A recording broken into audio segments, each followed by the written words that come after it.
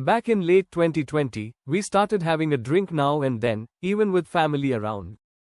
It felt harmless, sharing a toast to celebrate little moments when family members visited or marking a small occasion.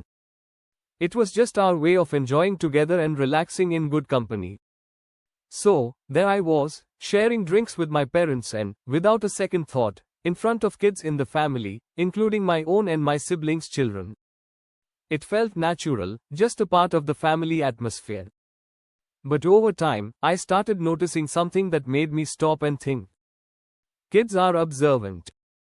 They watch, they listen, and they learn from us, especially at family gatherings where everyone's together, celebrating and enjoying each other's company. I began to wonder, are they picking up more than just the joy of celebration? Could they start seeing alcohol as essential to having fun or connecting with family? As I reflected, a few moments came to mind. For example, when one of the kids asked, "Can I have a drink when I grow up?" It was innocent, but it got me thinking. Are we subtly teaching them that alcohol is a normal part of every celebration, every reunion, or just being together as a family?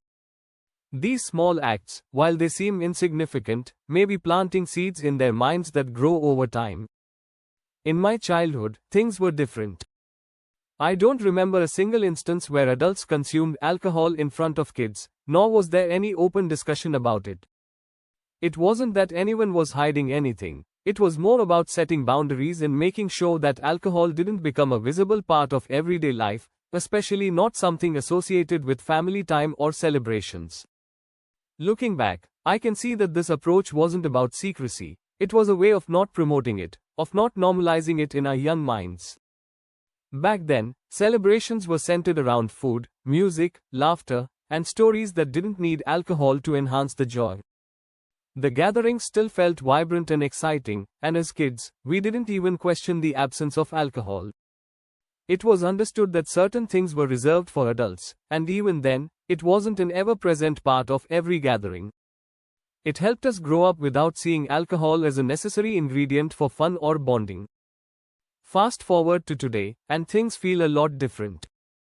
With shifting social norms, alcohol has become more openly present in family settings, and conversations about it happen freely, often without much thought. Somewhere along the way, it became okay for adults to drink around kids and even joke about it. But is this shift really beneficial? By openly bringing alcohol into our family gatherings, we might be teaching kids that it's just a part of everyday life, something that naturally goes hand in hand with celebration, relaxation, or even socializing. I started wondering, what if we're subtly promoting a habit that doesn't need to be there in the first place? Kids are impressionable, and seeing adults they look up to celebrate or unwind with alcohol could shape how they think about it as they grow. It's worth considering what kind of legacy we're leaving for them. Are we making alcohol seem like the key to happiness, connection, or fun? In sharing this part of my journey, I hope to spark a dialogue about the normalization of drinking in family and professional environments.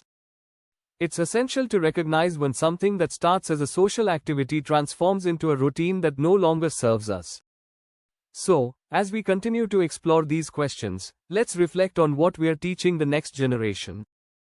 Can we find healthier ways to celebrate and connect that show kids joy doesn't have to come from a bottle? By rethinking these family traditions, we can shape a legacy that focuses on genuine connection, free from the influence of alcohol.